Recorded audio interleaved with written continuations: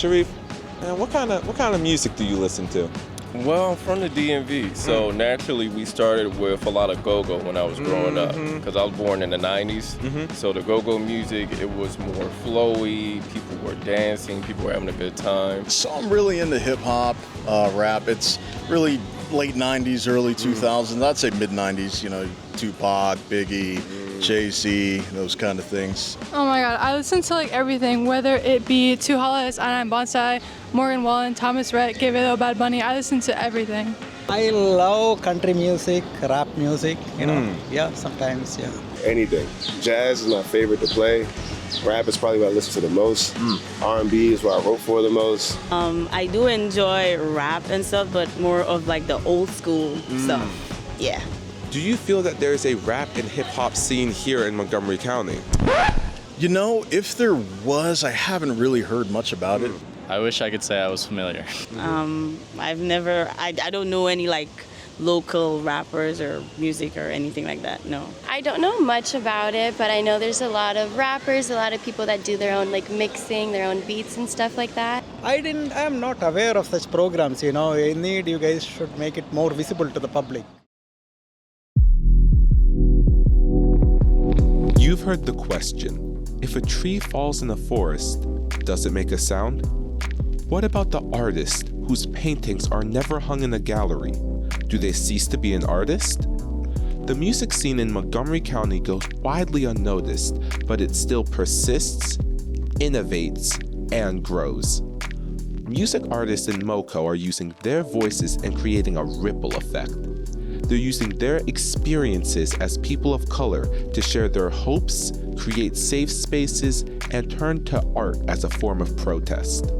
These ripples can be seen from quite a distance, voices of a community echoing throughout a country that barely turns its ears to hear.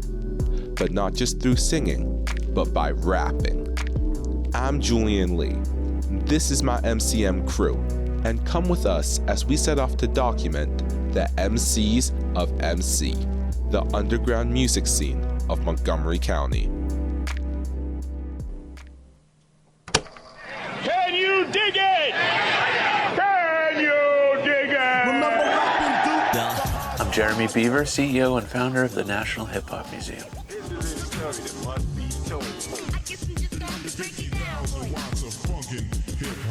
Well, I was born 3 years after the birth of hip hop, which was 1973, and if you were around New York City, anywhere, any place in the city in the 80s, everything was hip hop. You know, if you're walking down the street, people were carrying boom boxes. If you were in a park, they had their linoleum squares and breakdancing. I ended up myself getting interested in vinyl and DJing, but it was all because of everything that I saw and took in around me growing up in New York. Because I think when it first started, people wanted to identify specifically with a group. You know, I'm a breaker, I'm a DJ, I'm a graffiti artist. Now, you obtain the highest level of hip-hop appreciation if you can mix together all of the tenets of hip-hop. There was absolutely no hip-hop in this area. The very first hip-hop scene here in Washington, D.C. started mostly on U Street and with a bunch of MCs that would go to a place called Kaffa House. It started being accepted into the clubs a little more, so the clubs started booking hip-hop DJs a little bit more. That was the very beginning of its acceptance here in the Washington, D.C. region. I thought every city had hip-hop, and when I came to Washington, D.C. in the early 90s, it was really like a go-go city. And I didn't even know what go-go music was. But when you talk about the hip-hop that was coming out of D.C., it completely rejected go-go and had nothing to do with go-go. And there was kind of a recognition that we don't want to affiliate ourselves with go-go because the city's already so heavily go-go. It was a bit of a shock because I didn't let go of hip-hop. I think I was probably one of the very first people who kind of started the scene, the hip-hop scene here in Washington, D.C., And then later with my company Listen Vision, which was a recording studio, we ended up becoming kind of the mecca or the central nervous system of hip hop. But in those early days, you really had to seek and find other people who were into that type of thing. I hate to admit that it isn't really until the last couple decades that Montgomery County has had some rappers that have come substantially on the scene. The first one that comes to mind is Wale. He's a Maryland rapper who ended up coming by way of DC and ended up using my recording studio for some of his very first projects. And then later on, guys like Logic. You don't have to be a professional. You can just do those things because you love them and you enjoy doing them.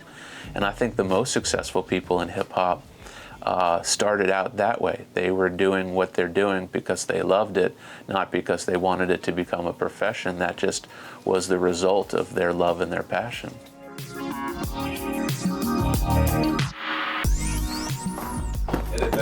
Whoops.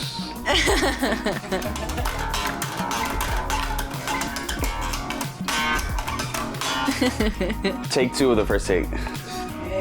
And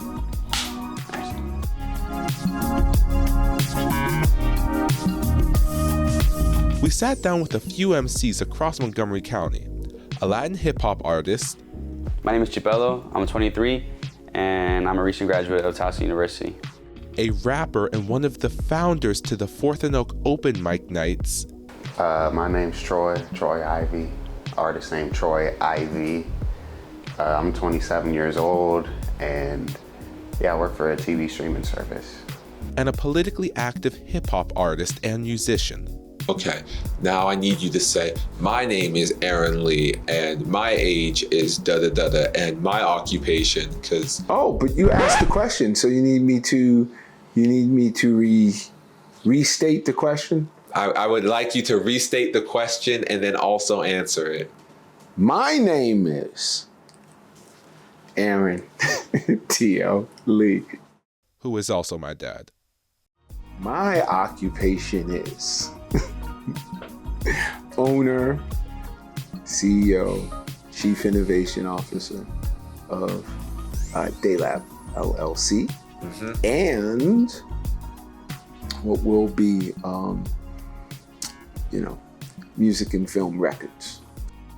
We sat down and asked them about how their politics, third spaces, and their identities affect their music. This sounds really weird, but when I was like a little kid, I always wanted to be white because it was like they have all the toys. Like I would play with like my white friends, and like I had a loving family, but we didn't have that much money when I was born. So I grew up like not having like toys or anything. Like, I would make toys out of like paper, and like I would draw the front character, and then I could flip it and draw the back character, and you had like little action figures. But then like I go to my friend's house and they had all this. So I was like, damn, bro, I want to be white. I listened to a lot of Spanish music in middle school to try to like get more into like, I guess, who I am in high school as well, just really discovering, or really like kind of like embracing my identity more. I feel like rap is almost just like, it's almost how people talk. Like some of my friends, like I know like some people, like they just be, the way that people talk is just, sometimes they just be talking the cadence, or they just like say things almost start freestyling. And it's just like how people grow up, you know? It goes back really even earlier than the date, you would say, even late 70s. Because spoken word with music in the Black community, I mean, that's been around since, you really can't put a date on it. It goes so far back. And you can see it in the early plays, early films, this and that. We're rapping over all kinds of stuff. Hip hop is a platform, is a musical platform just like any other musical platform. And so I think there's an opportunity for people of color to express their, discontent with being left out of and being marginalized in certain parts of society.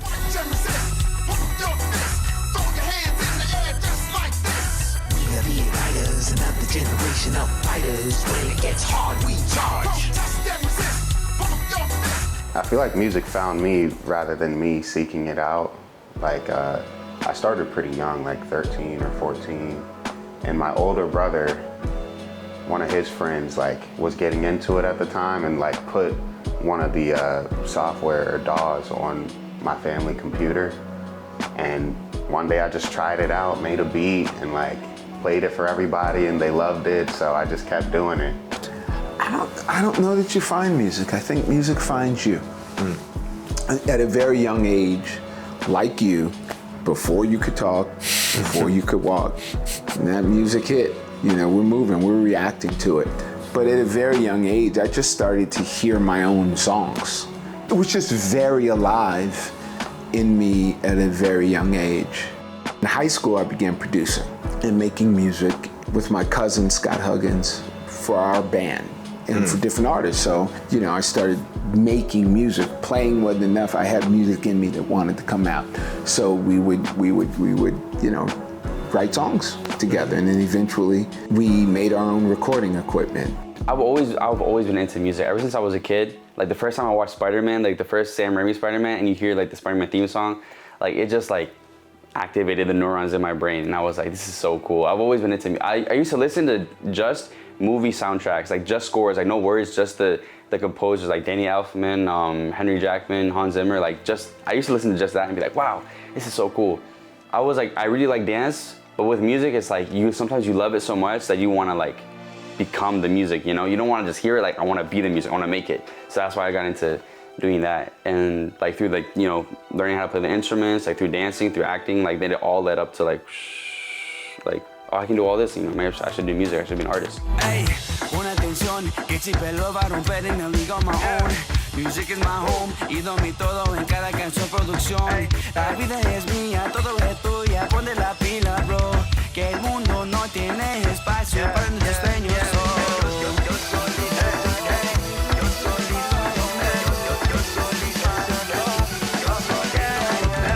It was like, you know, I was making beats first rather than like rapping or singing, and like I was a quiet kid, you know, kind of shy. So it was a good way for me to express myself and like, you know, just have some other way to like get my vibes, you know, out in the world. Almost like you're having your own journal, except with music, you're allowing other people to read it or listen. The words have a little bit less pressure on them in terms of, you know, you can add melody and there's other stuff kind of backing it up. Like you have like a support system almost you're building around the words you're saying.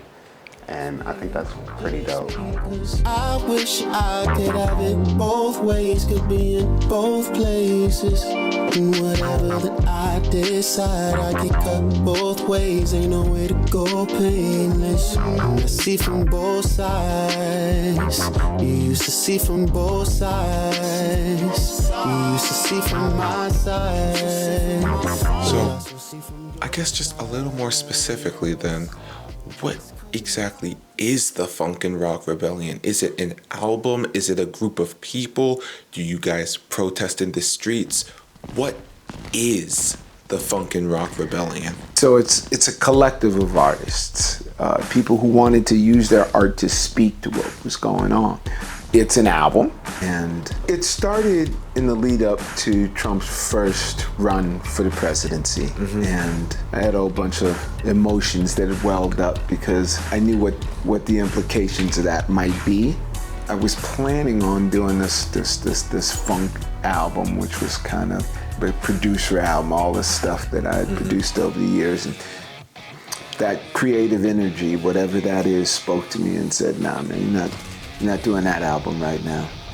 You're gonna do a protest album. You're a drama king with an idiot's crown, getting down with a queen and some figurine clowns. You're in trouble cause you live inside a bubble. Bully pulpit rhetoric that ain't subtle. Unqualified idiots boarded his ship and they're driving it. Praise apologists and hypocrites. The emperor has no clothes and everybody knows. Now they voted for the Twitter troll. Words matter, not a tick-tatter that you hear in your ear. Conspiracy theory pioneer, facts matter. Who knew that I thought I was writing about the first Trump presidency. Nah, I was writing for this one. These words are more powerful now than they were then. Our trans people have fewer rights, they're under attack. Our gay people are under attack. Black people under attack. Immigrants under attack. Like, this hurts us. You know, everybody else gets to sit on the fence and watch us on the field. We're the ones that ICE is coming after. They can't tell if you or me or anybody else in this room is an immigrant or not, and they don't care.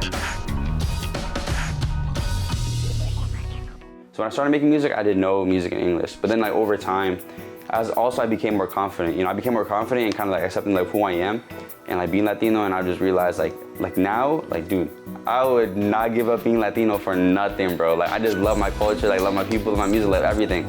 You know, I love dancing too. Like, you know, you ever been to like a white party and it's just like, like that's all you hear. But like a Spanish party, you got all different types of music. Everyone's dancing with each other. It's like a good time. I'm pretty introspective and I have a lot of songs that like dive into that. Like, you know, my insecurities or what I'm worried about and like what I want to do to be better, you know.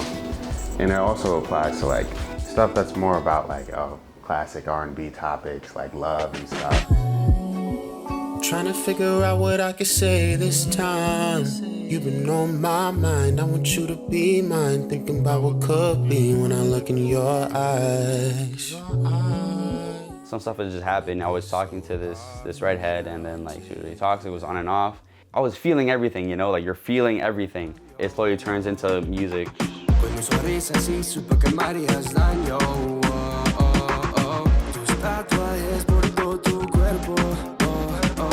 People need to get what's on their mind off to people, and like I think that's what an open mic is all about. I'm not surprised that there are a lot of people who have like things that they care about that they want to say or sing or rap.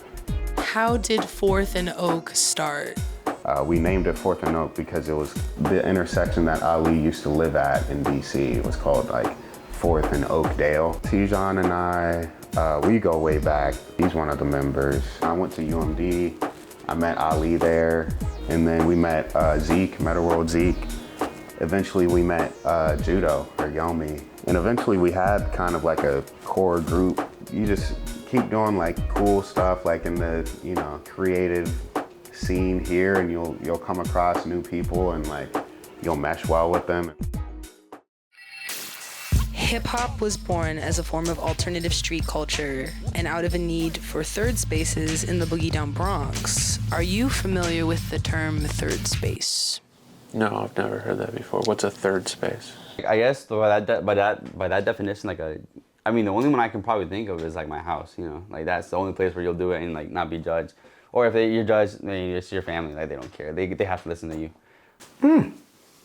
Like a social club or something? Like, oh yeah, like just another place where people can like come together if they have common interests and like kind of have a community, mingle a little bit. Just another way for people to build together.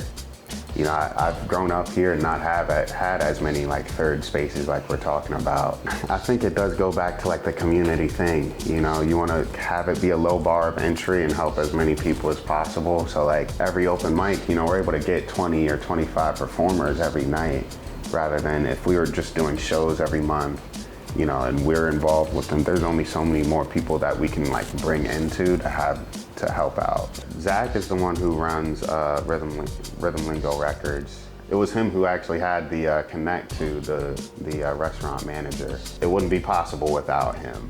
And you know, while people are listening, they can kind of shift through records and see if they like something. And you know, it's an extra, you know, thing for people who come to do. So, you know, it makes it fun for everybody, even if you're not performing.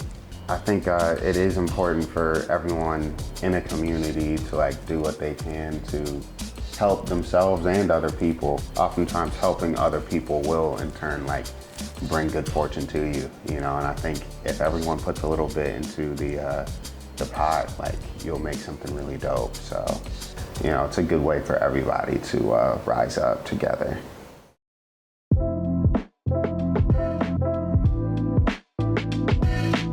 How much have you spent for like making your own production in total for the past 3 years alone? Like including everything? Everything, costumes, cameras, booking people. Dude, that's like a lot of money, low-key. It takes me at least like 2 hours to record vocals for a whole song, and then like 3 hours kind of to mix it and get a good 75-80% done with the mix.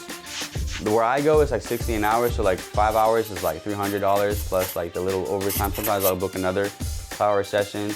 So let's say like 400, let's say 450 per song, times like how many songs I have, plus everything I spent on like costumes. Like at our shows, you have bandanas that we give out, you know, because it's like fun part of the show. Bandanas, stickers as well for promotions, Instagram ads. You know, you have to put money into your ads.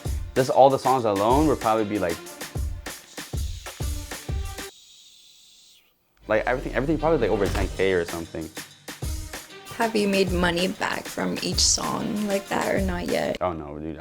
And out of the 3 years I've been doing music and all my songs, I made, in like all the streams I had, I made like $83, which I was like, oh my gosh. But like that's only 83 out of like, I spent like 300 to just do one song.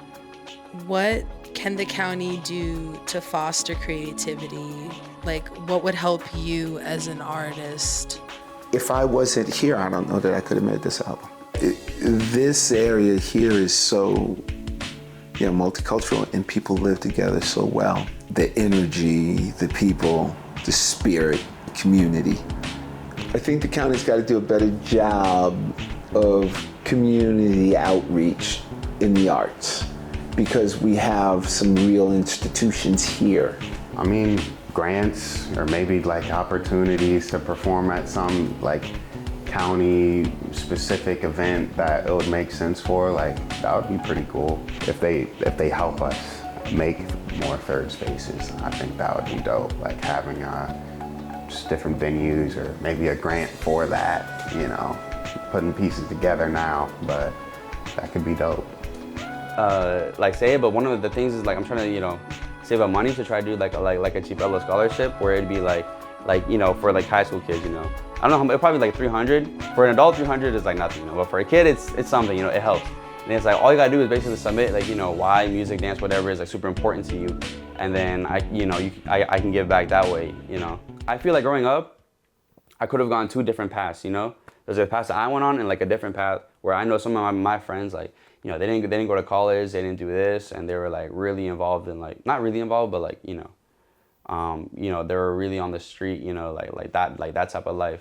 Yeah, I would probably be dead or in jail if it weren't for hip hop. As a teenager, I started getting into really bad stuff, negative stuff, that illegal stuff that wouldn't further my life in any positive way. And when I found hip hop, it gave me a sense of purpose. It gave me a sense of belonging. I finally felt like I understood something and I was passionate about something. And I know a lot of other people feel the same way. If you don't have something to identify with, if you don't have your own group, it's really hard to kind of find your way in the world. Having a sense of purpose is really, really important.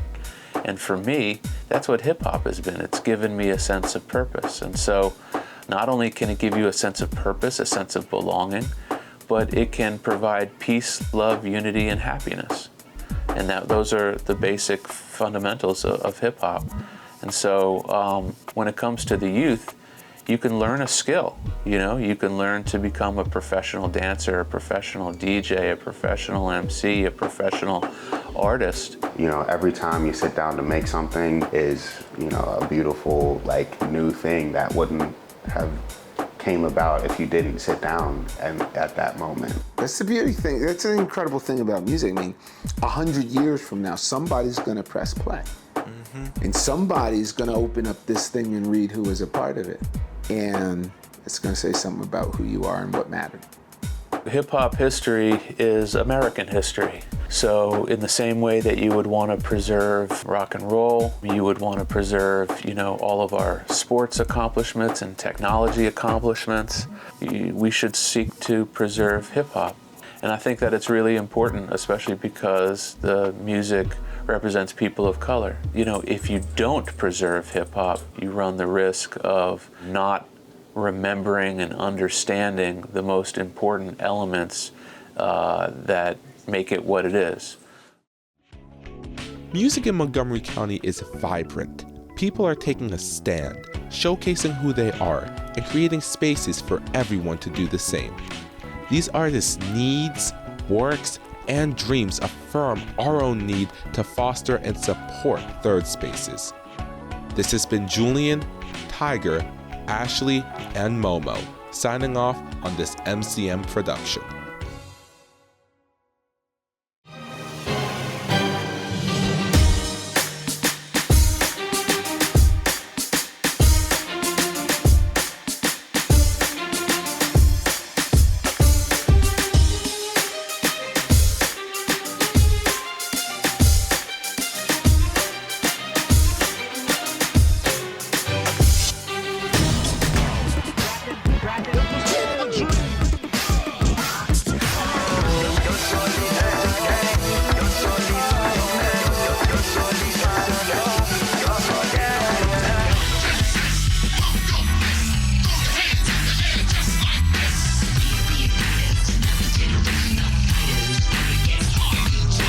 I wish I could have it both ways, could be in both places. And whatever that I decide, I get cut both ways, ain't no way to go, babe.